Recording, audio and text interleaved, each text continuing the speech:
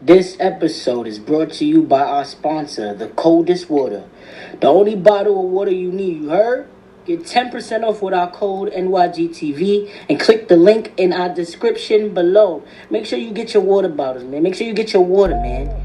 Ay, all I wanted was an S-Class, yeah. Pull up, pull up, pull up, pull up. Big body when I drive past, yeah.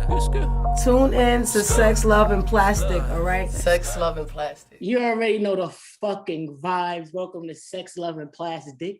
I'm your host, Jazz, better known as J De Niro 21. You can follow me on Instagram and you can follow me on Twitter at DaddyJazz21. And make sure y'all follow that Sex, Love, and Plasdick Instagram page. Y'all don't know, a lot of people don't know we got an Instagram page. We got one.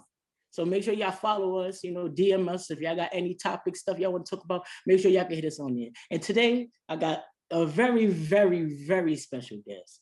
A lot of y'all know her as the whole content creator, the owner, the writer, the producer, the big boss. I just call her Big Boss. This is Amira Shaunice right here. What up? What up? I'm really on Sex, Love, and Plastic. Finally. It's about time you produce it. God damn it! 2 years later, I'm here. I'm a guest. Finally, God damn it! The people's be Thanks asking for having me. Of course, you got a great project out right now. Yeah. I'm under my goddamn comments. They asking about the project, so I just want to congratulate you on that before we start anything. Thank you. Feel me? Stop taking up my comment space with the people asking about the phase 6. I seen them under there. But thank you for being here, man. You don't have to do this today. You feel me? I know it's Mother's Day weekend. Are you going to Detroit? No, I'm not. Not. I'm sad about it. I'm like, damn, I kind of miss my mom. Yeah, I went last year though, and her birthday was last week, so it's like, damn. I'm still waiting for my motherfucking zip sauce. So no, I'm going to the D definitely end of June though. I'm out. I'm taking a trip. I'm going just to eat.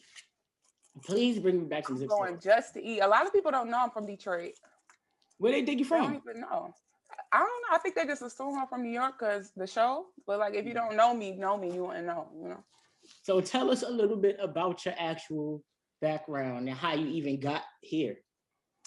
Yeah. So grew up in Detroit. Left when I was 17. Went down south to Atlanta. Went to CAU for school. And pretty much I've been in New York since after college, 9 years. Now at this point, I've been in New York. You readopted you. That's why, like you said, people don't even know you from Detroit because you just fit in so well. Yeah, and even my channel, New York Girls TV, like in a nutshell. Yeah. So bringing up New York Girls TV. Now, I'm gonna put out a little disclaimer. We're gonna say some things on this episode because we're gonna be real. It's not to be shady. It's not to, try to hurt nobody's character or anything like that. But she's going to talk from her experience, and I'm going to talk from my experience. So bear with us. Y'all might not. What's the topic? You don't even tell I'm me. gonna tell you. Wait, goddamn. Okay. You know I treat you like the guest. You don't know everything neither. You got to wait. But then let me have to put the disclaimer out there. All right, people. So I wanted to talk to Myra today about mixing business and pleasure.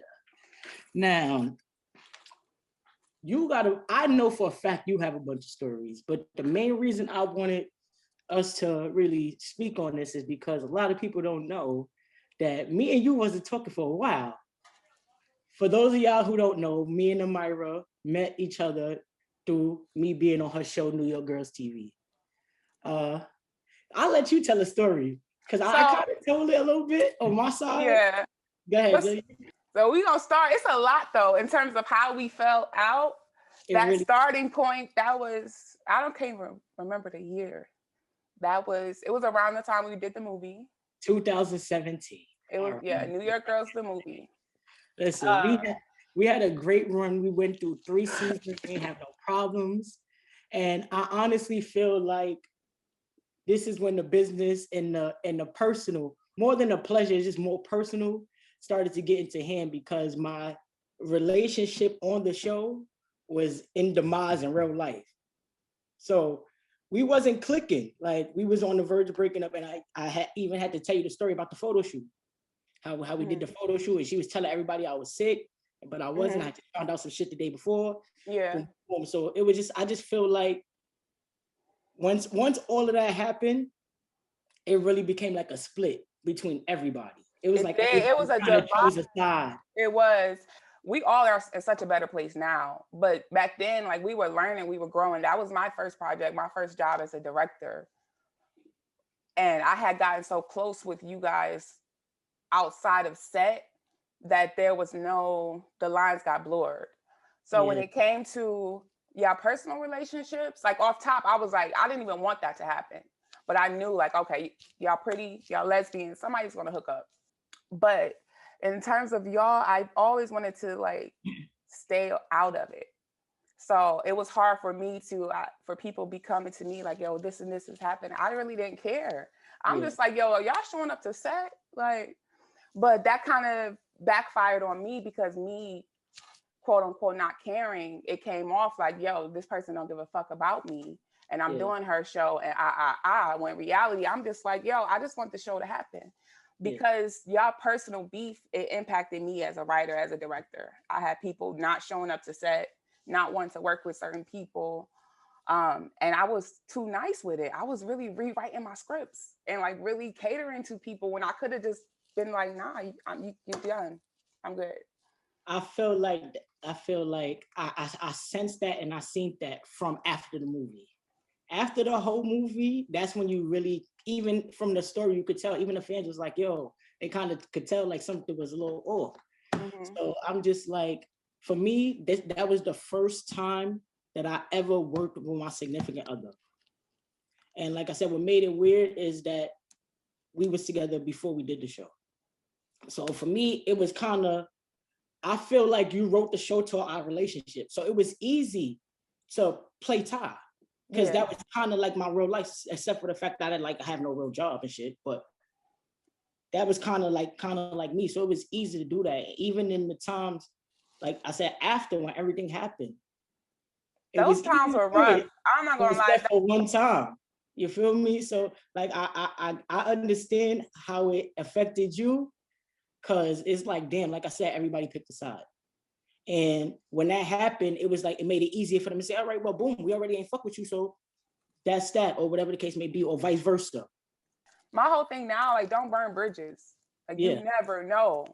You walk into a casting room and I'm sitting behind the table, what do? We're going to get into that. We ain't even get into that issue. But I do want to say, I'm going to be 100% honest, and this is my opinion. And in the comments, I know a lot of people's going to agree with me.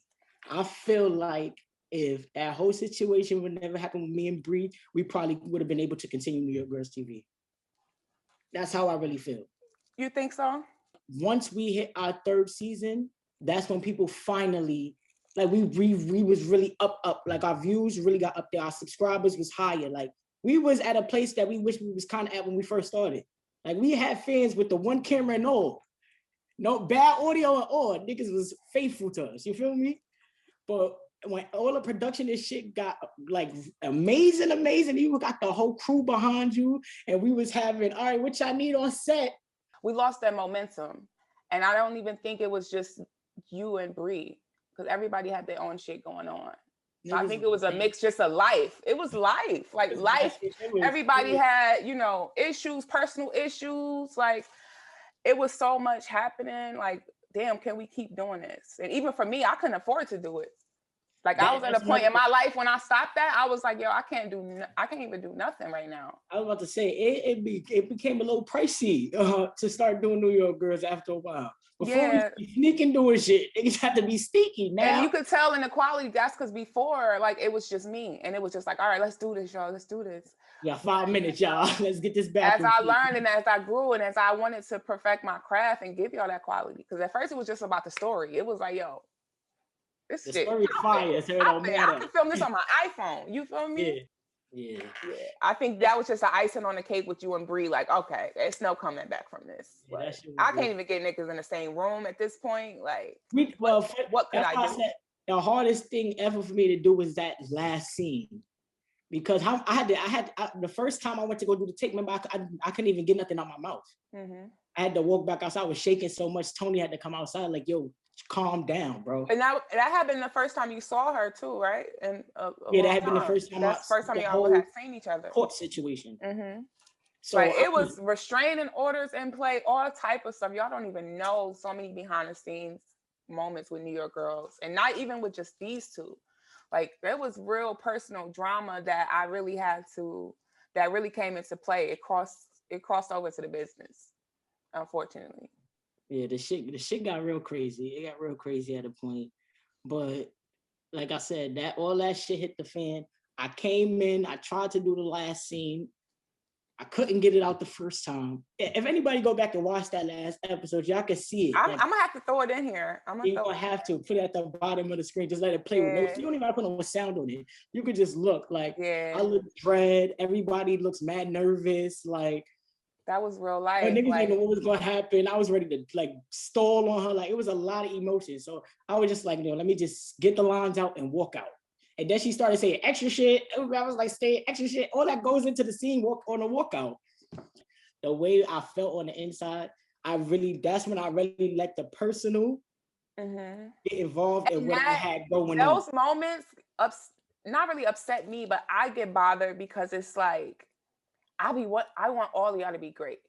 So that's when I can't expect for you to just have that switch where it's like, let me show off, let me go off on this bitch and bring my character to so much more life because of this moment. Now that shit is still on TV.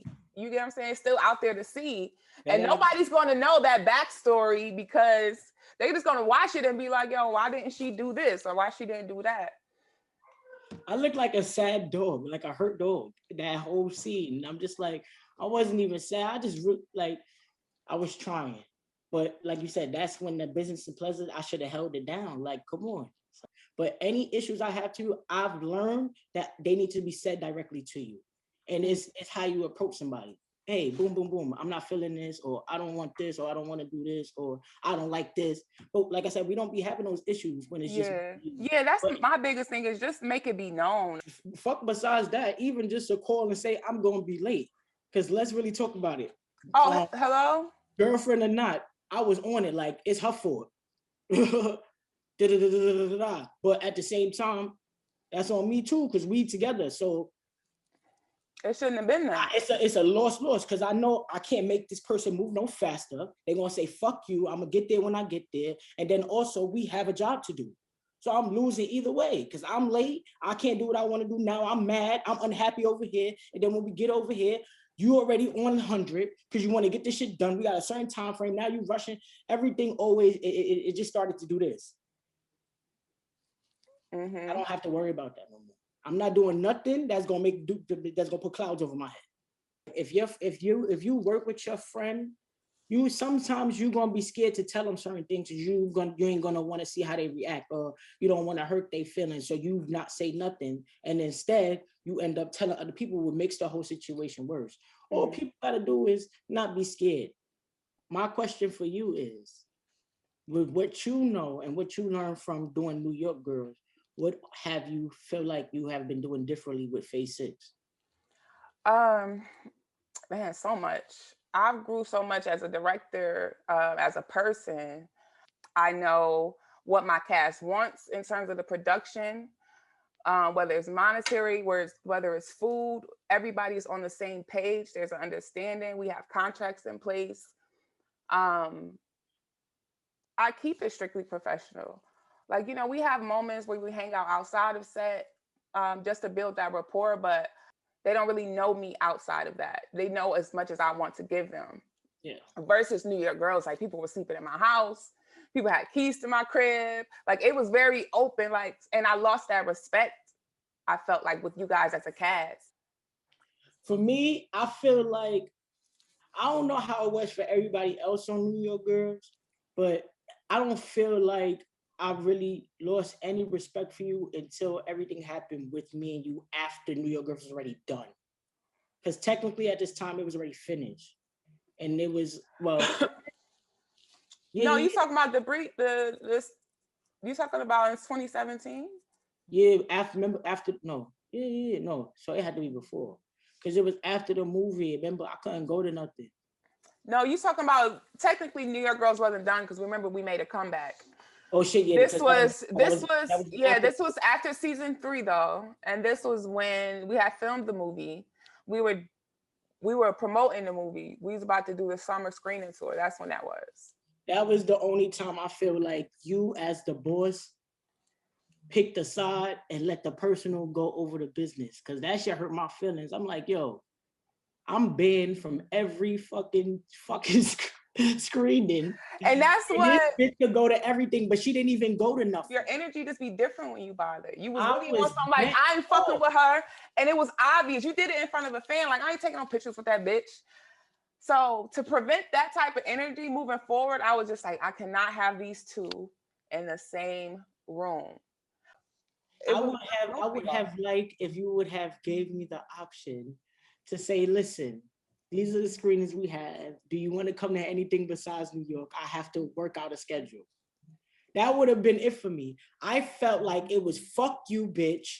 This bitch said you did something to her, so it's her word over everything. You're banned. It wasn't based on nothing Brittany told me. It was like me physically watching you. I was like, I can't have that, man. Yeah, and that shit was a whole nother story. Cause I think I told this story on the podcast already, but yeah, I know. We're not even gonna get into that, but I get it. I get it. But that's the thing, mixing business with pleasure. You gotta learn when you step up on that red carpet, it's a dub. Nigga, I was on one. Like I said, when once somebody like y'all gotta the people gotta understand this also. I don't just be mad and it's like fuck everything.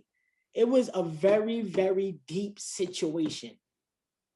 And everything was just unfolding as all this. I feel like as New York Girls movie was really boom. We was in the movie theater, bro. We sold out the movie theater. Like, come on. That's big shit. Mm-hmm. And we ain't talking about Magic Johnson on 125th Street. We downtown 23rd, Chelsea. So, like, it was a big deal. But the fact that that was my girlfriend and everybody wanted Ty and Stacy pictures, that was too much for me. And like I said, I apologized about that. But now that I'm older, I'm not even gonna allow myself to get in a situation where I even feel like that. So I feel like I've grown and I've learned so much, even from just letting people get me to places where I don't even need to be. That part, that's what I was getting to. Like, it's not even the energy. I've learned a lot about keeping my energy to myself. Mm-hmm. I've changed a lot. I used to go. Yeah, you can't let people trigger you or get you so upset. And I've learned too, like some people do things intentionally just to see if they get a rise out of you or just to see if you get bothered. But that's my biggest thing. Like, yo, I'm about the business. Like right now, I'm so much about this bag. Like, and I can't do anything that's gonna jeopardize where I'm headed. And that's just the type of tip I'm on. So besides everybody already knowing you are the New York Girls TV content creator, a lot of people don't know that you are also a writer. You write books, you publish them. Let's talk about that a little bit. Let people know what type of books you write, where they can get these books at. If somebody needs help trying to publish a book, any tips on how to start writing, just let us have it. Any independent authors who want to get books printed, you need something edited, reread, like definitely shoot over to me. I'm gonna put everything in the details. But I put out my book Silence. I have one book out now. It's an erotic thriller. And I just been re-promoting that because I have so much else going on. I just want to let people know, like, yo, I do a lot of other things too. Make sure you put the picture of the book in the corner. Yeah, I'm dropping all that. Shout out to Jersey Milan. A lot of people have her book, her poem book. I did. Shit, even if you don't got a whole book, you got some poems or poems, journals. Picture books. Yep. All that shit. Coloring books, like I can literally do it all. Children's books. Just come with the finished product. What advice would you give to somebody who already has these ideas down and want to get it started, start filming it? What advice would you give them for somebody starting out trying to get like a show off the ground on any type of visual? If you need to have a script written, make sure you write the script out. Make sure you go through that script to see what's needed. Mark your pages. If you need certain props, you need certain characters, you need certain scenes, and that'll help you to start, okay, I need this many locations. I need this many actors. Like, take your time to organize that versus just jumping into it. I will say though, you can really get started where you at. You got a phone, you got a camera, that's really all you need. y'all see New York Girls, y'all see the early seasons. Like, it was trash. I can't even watch it, honestly, without cringing. But I started somewhere, you know? And eventually I got people who was like, yo, I shoot, I do this. Let me help you out. Or I'm interested in working with you. And I would not have gotten that if I didn't stop. I mean, if I stop. So keep going, wherever you are, start where you at. But off top, organize your thoughts and what you want to do. Figure it out before you try to like just jump into something. All right, so besides Sex, Love, and Plastic in phase 6, what else do you have up your sleeves? I'm working on something. I can't say too much because I'm gonna really be on my Beyonce Lemonade, drop that shit, and people gonna be like, yo. But it's something you've never seen. It's erotic. I'm gonna just say, if y'all like the sex scenes in New York Girls, you're gonna like this. Oh, you go there with the sex. So I already got my main girl. I'm looking for like another girl who's comfortable, you know, with nudity and all that. It's no fake stuff. We going in. Subscribe, you want to see some more. So much stuff I want to do. It's just a matter of timing and when I'm gonna be able to do it. Like, I need like 5 of me in real life to do all the shit I want to do. Listen, you better start cloning. Man. Shit, it's about that time. It's to the point, like, I'm just really ready to, like, I'm just waiting on them to come find me so I could just sell my ideas so I don't have to. It takes so long to actually do a production. Like, I don't want to do that no more. I really want to just, this is my idea, boom, you can have it. I was on I forgot who was talking about DMing me ideas the other day. Carlos King. He put the shit in his bio on Instagram. For real? Like, yeah, he put it up there. He was like, you got a show idea. No, they watching, yo. Even in the last couple of weeks, I had Chris Stokes and Ava DuVernay follow me on Twitter. Hey. I said, oh, the people watching. Right up. Tell the people on Twitter. Yo, sick_writer. You already know we're gonna drop it in there, y'all. The Twitter is litty. And my Twitter bio is telling Netflix you got me blocked on Twitter. I don't got you blocked on. You got me blocked from 2017, bitch. Oh, I just discovered that. I was just about to say I'll be on Twitter. The only time petty, personal business. Hold on. Look, I was just about to say I tell every episode people to follow me on Twitter, and I don't even be on Twitter. Don't even be on there. I don't know nothing about this. Me sure is. There you go. I'm blocked. Tell Netflix where to find me. Heard you. Damn, I got mad people blocked. I was on a block and spree when I was on this shit. Wow. You was in your bag that day going in. I had a real slow moment. I'm like, what I do? Probably when I was mad, everybody got fucking blocked. We had a meeting or just on some like, yo, come, we need to talk. And Jazz came over to sit with me and Tony, who at the time was a producer on New York Girls. And this was to talk about starting season 4. So this was to talk about starting season 4 and just see where her head was at.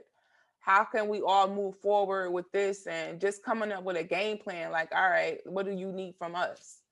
So there was a like, all right, what we gonna do? Yeah. Yeah. But in terms of like where we are now, our actual like building our own friendship, I would say it really started with the podcast. Yeah. It did. It started with the podcast. Also, too, that's why I said we didn't have no problems until that problem. So, like I said, that's why I was like, I was a little hurt when everything had happened. But once everything came back together, like I said, we don't have no problems at all. Even when shit don't get like, if we miss a filming or something like that, we don't have no problems like that. Like, you ask me a question, I try to get you the answer by the end of the night. Like we don't be on no, oh, you gotta hunt me down, I gotta hunt you down, or I gotta hit you up to make sure you do this. I don't even have to call you. I didn't even know the episode was coming out until I seen the trailer. I was asleep the whole day. I woke up like, oh shit, maybe the episode come on tonight. Like I don't even have to question it because I know everything is gonna be airtight and we don't have no miscommunications. So yeah. Shit. But yeah, everything worked out for the best, and that's what I said. Yeah, fact. For a reason. And like I said, I feel like it brought us closer. So that's why we don't even have. Because in real life, we wouldn't have never met. You know, you never know how life worked out. Exactly. Or what it's supposed to do. That's why I said we real life never had no issue. That's why it was so easy to come back together and do this show and pull it off. So I appreciate you. You know what I'm saying? People go through stuff, but sometimes all it takes is a little bit of talking and a little bit of chilling, because the taco spot after YouTube. Facts. Yo, pull up, have some margaritas or some tacos. Dead ass Chelsea Market, baby. They got everything in there. That's it. That's all we need. Facts. All right. All right. Anything else you want to leave the people with before we get out of here? No, that's it, y'all. Make sure y'all just keep watching the channel. It's a lot of fire about to come. New York Girls TV is now a network. A lot of new faces, a lot of new shows.